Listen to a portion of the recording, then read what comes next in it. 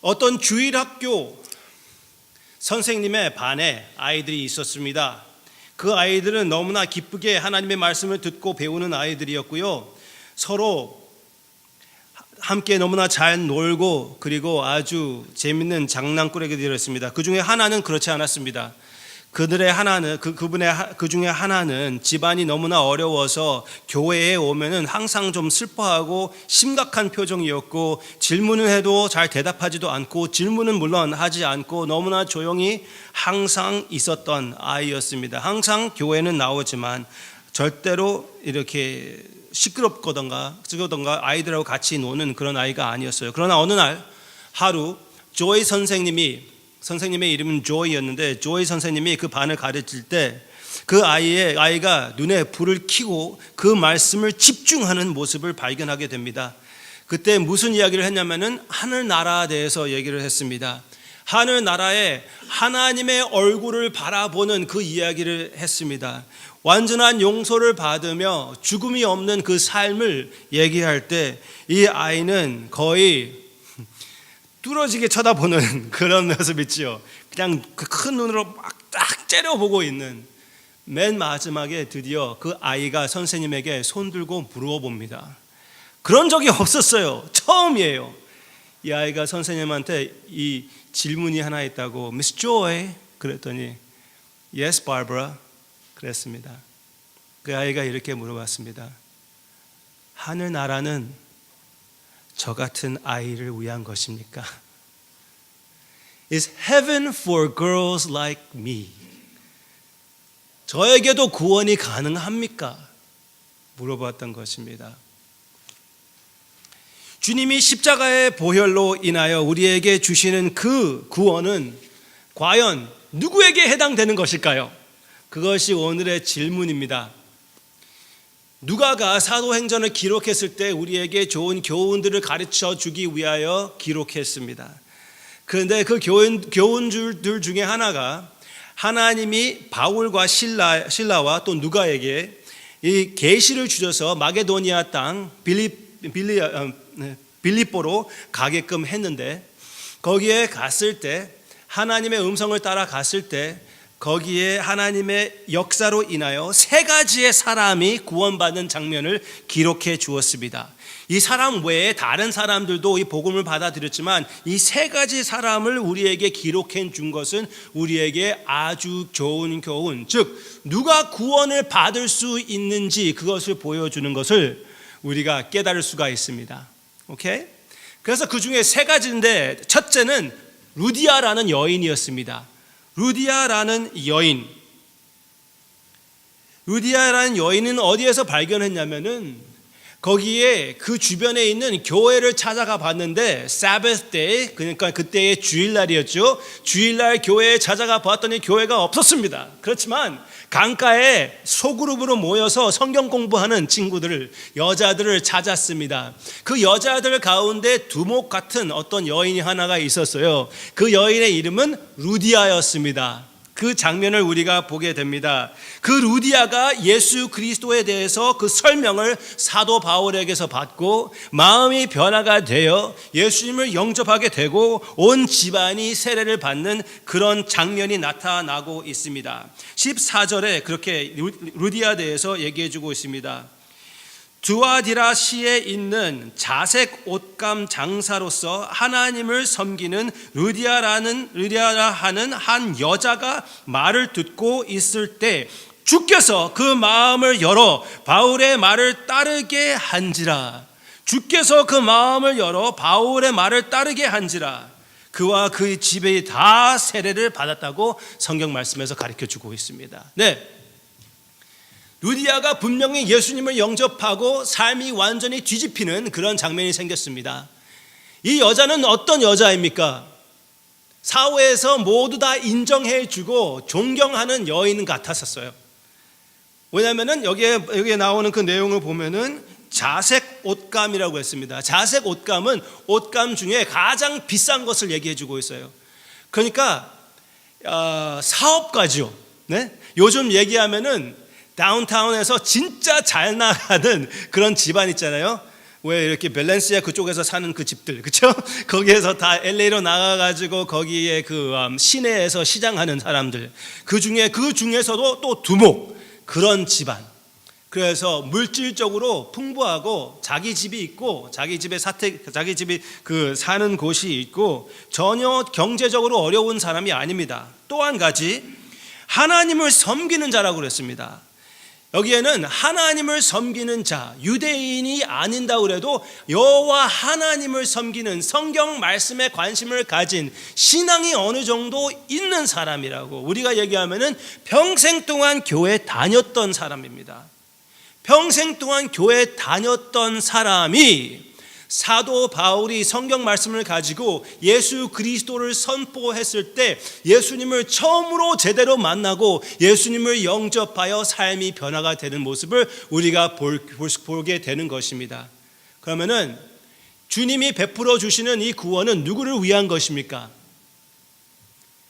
교인들 위한 것이에요. 네? 그래도 노스리지에서는 잘 나간다는 사람들이 사는 곳이 아닙니까? 여기에 사는 사람들 위한 것입니다. 돈이 많다고 내가 잘 살았다고 오래 살았다고 예수님이 필요하지 않은 것이 아니에요. 어떤 사람은 저한테 대놓고 그렇게 얘기하더라고요. 기독교를 되게 존경스럽게 생각하면서 내가 목사라는 것을 들어보고 이렇게 얘기하더라고요. 종교는 여인들과 아이들에게 필요한 것이지 나는 필요 없다. 그렇게 얘기들 하더라고요. 바로 그런 사람이 필요한 것이에요. 더 나아가서 그 사람이 교회의 장로라고 해도 교회의 목사라고 해도 예수님을 직접 한번 만나본 적이 없으면 그 사람도 구원을 받아야 되는 것입니다. 아닙니까? 많은 사람들이 교회를 온 평생 동안 살면서 그냥 윤리 정도로 생각하며 교회에 나왔다 가는 것으로 됐다고 생각했었는데 교인이 된 것으로 만족했는데 어느 정도 도덕적으로 사는 것으로 만족했었는데 인격적으로 예수 그리스도를 성경 말씀에서 발견했을 때 삶이 완전히 뒤집히는 그들의 모습을 본 적이 많이 있습니다. 저의 신학교의 교수님들 중에 한 분은 예수님에게 모든 것을 헌신하겠다고 하며 신학교에 왔어요. 그렇지만 신학교에서 복음을 제대로 발견하게 해가지고 예수님의 아름다움을 깨달아서 신학교에서 거듭나는 그의 모습을 그런 간증을 제가 들은 적이 있습니다. 신학교를 영어로 하면 뭐죠? Seminary입니다. 그래서 신앙이 있는 사람이 신학교 가가지고 신앙을 잃어버리는 경우도 많이 있기 때문에 세미나리가 아니고 세메테리라고 하는 적이 많이 있어요. 네? 신학교가 아니라 묘지라고 하는 그런 농담이 있지만 반대로 내가 평생 동안 하나님을 안다고 착각했지만 교회를 열심히 다니고 내가 어느 정도 잘 살면 된다고 했지만 신학교에 갔더니 제대로 하나님의 은혜를 깨달았더니 얼마나 내가 하나님 앞에서 배은망덕하고 아주 죄성이 많은 죄덩어리였다는 것을 깨달았더니 그때에서야 참으로 복음을 발견하고 참으로 하나님 앞에서 깨지고 예수님을 만나게 되는, 평생 동안 교회를 다니다가 성경 말씀에 구약과 신약 전체에서 선포하시는 예수 그리스도의 그 위대하신 그 희생과 삶을 발견하고 여러분들 가운데에도 저도 그랬습니다. 예수님을 새로 만나는 것 같았어요. 네.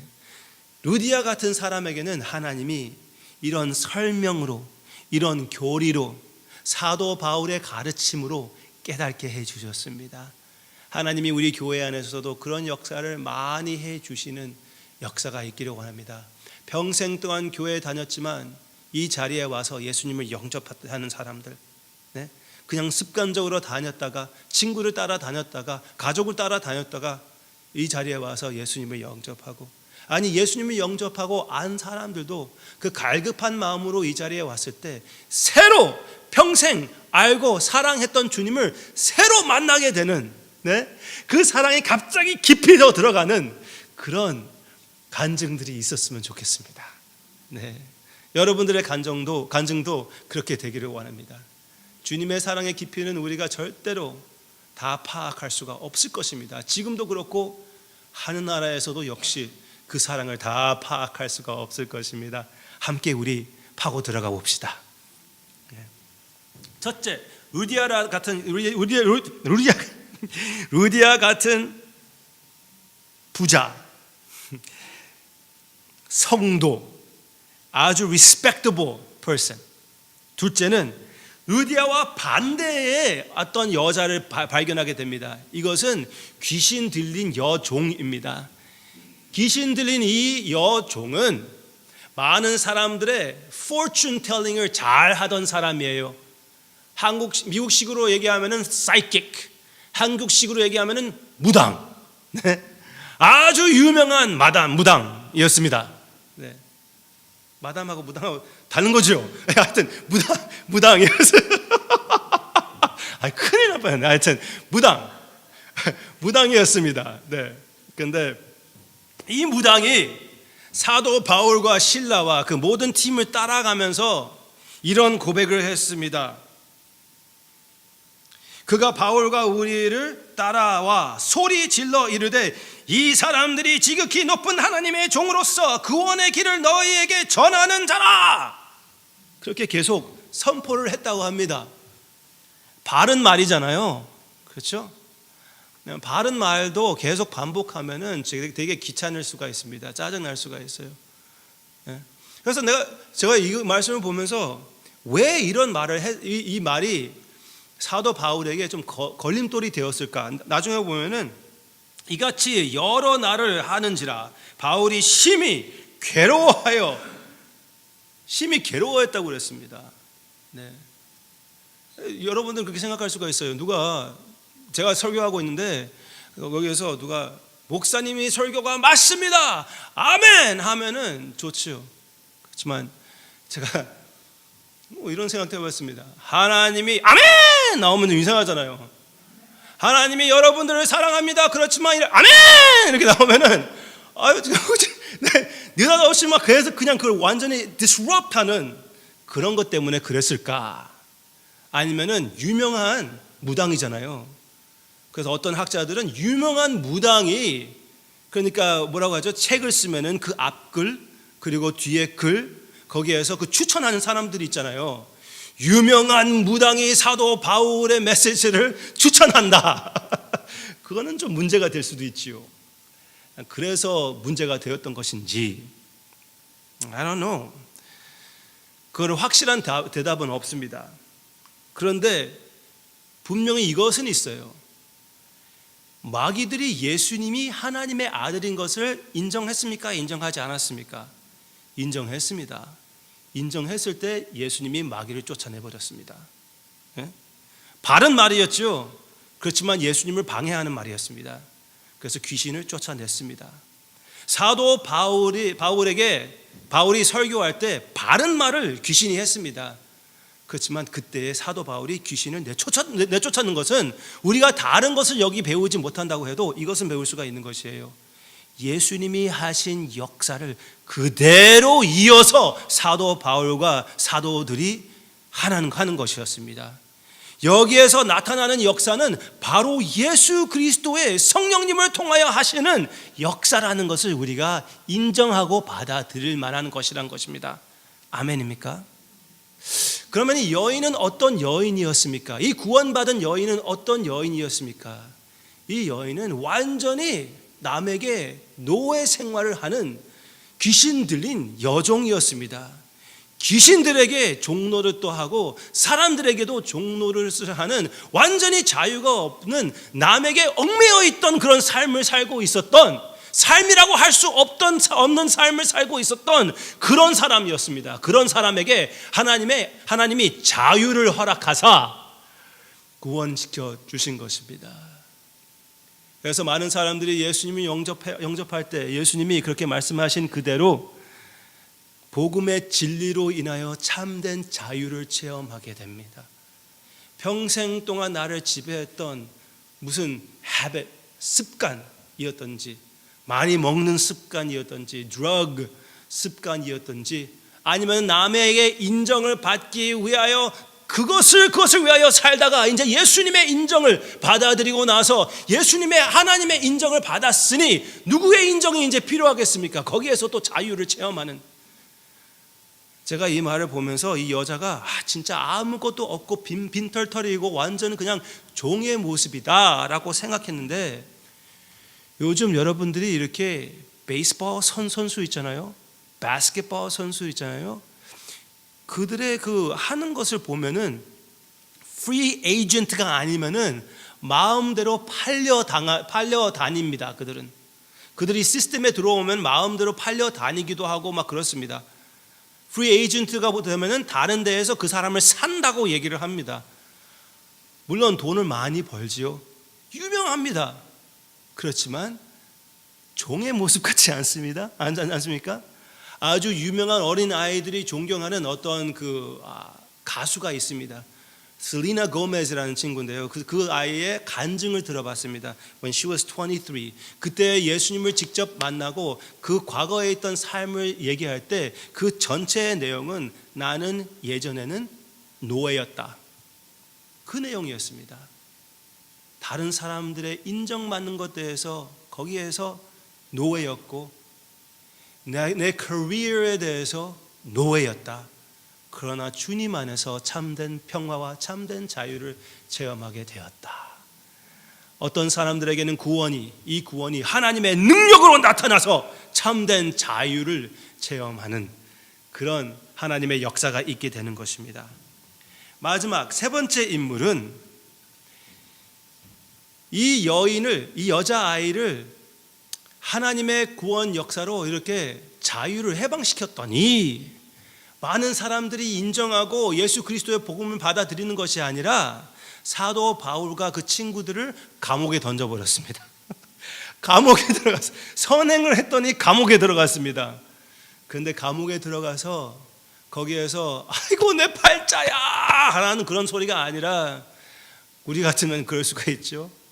내가 어떻게 하나님의 일을 하려고 이렇게 하고 있었는데 주님께서 어떻게 나한테 이럴 수가 있습니까? 라는 그런 마음이, 말로는 그렇게 하지 않겠죠. 그래도 어느 정도 신앙이 있으니까 그렇게 원망이 올라올 수가 있습니다.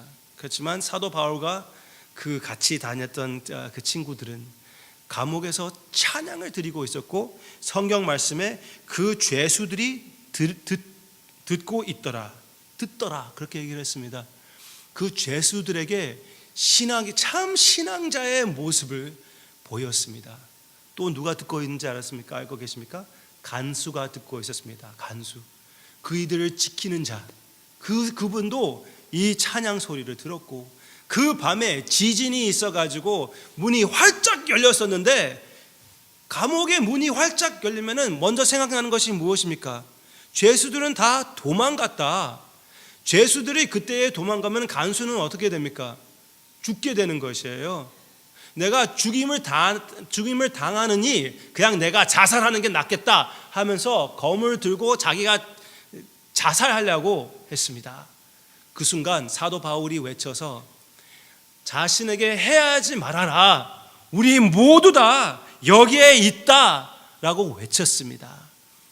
그래서 사도 바울이 도망가지 않는 모습을 보고 그 모든 죄수들도 사도 바울의 그 리더십, 그 인도하심을 듣고 따름으로써 다른 죄수들도 나가지 않았습니다. 참 재밌지 않습니까? 사도 바울이 하는 행동을 보고, 그 행동만 보고 죄수들도 문이 활짝 열렸어요. 나도 죄수였으면 도망 나가지요. 그렇지만 사도 바울의 그 리더십을 바라보고 있는 것이에요. 그때 다 나가지 못하게 하고 그 간수의 생명을 구하는 사도 바울의 모습을 발견하고, 어떻게 나도 구원을 받을 수 있습니까? 그랬을 때 여기에 30절에서 이렇게 나오고 있습니다. 그들을 데리고 나가 이르되, 같이 읽겠습니다. 선생들이여 내가 어떻게 하여야 구원을 받으리까 하거늘 이르되 주 예수를 믿으라, 그리하면 너와 내 집이 구원을 받으라 하고, 주의 말씀을 그 사람과 그 집에 있는 모든 사람에게 전하더라. 그 밤 그 시각에 간수가 그들을 데려다가 그 맞은 자리에 씻어주고 자기와 그 온 가족이 다 세례를 받은 후 그들을 데리고 자기 집에 올라가서 음식을 차려주고 그와 온 집안이 하나님을 믿음으로 크게 기뻐하니라. 아멘. 하나님의 구원이 이 간수와 그 간수의 모든 집안에게 이루게 되는 그 하나님의 역사를 우리가 보게 되었습니다. 와우. 이 간수는 어떤 사람입니까? 이 간수는 뭐 큰 부자라고 할 수도 없는 그냥 어느 정도 평범인이라고 할 수가 있습니다. 이 감옥의 주인이 아니었습니다. 이 감옥의 임플로이였어요. 네? 그러니까 우리 같이 얘기하면은 우리 시에서 일하는 사람들이죠. 근무인. 네? 그런 사람들의 정도입니다. 그런데 그 사람도 역시 구원이 필요했고 구원이 찾아왔습니다. 그렇지만 그런 사람들은 어떻습니까? 살기 너무나 바빠요. 그래서 영생 같은 그런 문제를 생각하기 힘듭니다. 그렇지 않습니까? 그런 사람들에게도 어떤 하나님의 역사가 있었습니까? 여기에는 행위의 하나님의 역사가 있었다고 봅니다. 그러니까 말로 되는 것이, 루디아와 같이 말로 되는 것이 아니었고 복음의 실천을 볼 필요가 있었습니다. 그래서 어떤 목사님은 이렇게 얘기를 했습니다. 성도님께서는 행위로 구원을 받지 않습니다. 당신의 행위로 구원을 받지 않습니다. 그렇지만 남은 당신의 행위로 인하여 구원을 받습니다. 남은 당신의 행위를 보고 당신의 변화되는 모습을 보고 복음의 실천을 발견하여 그 복음이 무엇인지 관심을 갖고 교회를 나오기 시작하고 예수님을 영접하게 된다는 것입니다. 아멘입니까? 우리가 말로 복음을 전하기 전에 우리의 행위로, 우리의 삶으로, 우리의 희생으로 이 복음을 실천하는 우리가 되어야 되겠습니다. 예수님을 알수록 예수님을 살고 예수님의 모습을 모든 사람들에게, 내가 일하는 장소에게, 내가 집에 그 모습을 보이며 그것으로 도전을 받아 많은 사람들이 예수님을 영접하는 하나님의 역사가 여러분들에게 있기를 주님의 이름으로 축원합니다. 그래서 여기 이 내용에서 한 두 가지의 적용을 여러분들에게 말씀드리고 싶어요. 전체를 얘기할 때는 누구나 다 하나님의 구원이 필요한 것입니다. 평생 동안 교회를 다녔다고 해서 예수 그리스도가 필요하지 않은 것이 아니고, 평생 동안 교회 다녔다고 해서 혹 직분의 이름을 갖고 있다고 해서 예수님이 필요하지 않다고 그냥 쉽게 생각하면 안 됩니다. 성도님께서도 예수님을 영접하셨습니까? 예수님을 친히 아십니까? 한번 내 자신도 생각해볼 필요가 있고, 우리 교회에서도 매번마다 직접 예수 그리스도의 말씀을 내가 받아들이며 나의 형제 자매님들이 개인적으로 받아들이는 것을 강조할 필요가 있습니다. 모든 사람들이 구원이 필요한 것이에요. 바리새인들이 이런 기도를 많이 했다고 합니다. 하나님이여, 내가 여자로 태어나지 않고 종으로 태어나지 않고 이방인으로 태어나지 않게 해주셔서 감사합니다. 그렇게 기도를 했대요. 성경 말씀에서도 비슷하게 나오는 기도입니다. 그렇지만 여기에서 누가 나옵니까? 여인이 나오고 종이 나오고 이방인이 나옵니다. 모든 사람이 구원을 받을 수 있는 그런 하나님의 위대하신 복음이라는 것을 기억하시고 우리의 마음의 문을 항상 열고 모든 사람들의 복음을 선포할 필요가 있습니다. 또 한 가지, 루디아에게도 그렇고 이 간수에게도 그렇고 하나님이 그들의 가정을 구원하셨습니다. 이 시대에 가장이 종교를 바꾸면은 가정 전체가 종교를 바꾸는 것은 당연한 것입니다. 성경 말씀 전체가 저는 볼수록 하나님은 개인을 구원하시기는 하시지만 개인보다도 가정에 관심이 있다고 저는 보게 됩니다. 여러분들이 예수 그리스도를 믿음으로써 여러분들의 가정은 믿음의 가정인지 여러분들이 알고 계십니까? 저는 갈수록 여러분들의 가정에 대해서 관심을 갖게 됩니다. 그리고 이것이 하나님의 마음이라고 확실히 믿습니다. 여러분들의 가정 가운데 나의 자녀, 나의 남편, 나의 부모 대해서, 그의 신앙 대해서 걱정하고 계십니까? 기도하시고 계십니까? 계속 그렇게 여러분들이 기도하시고 하나님을 의지하시기를 바랍니다. 그렇게 간절한 복음의 기도를 하나님이 응답해 주실 것이라고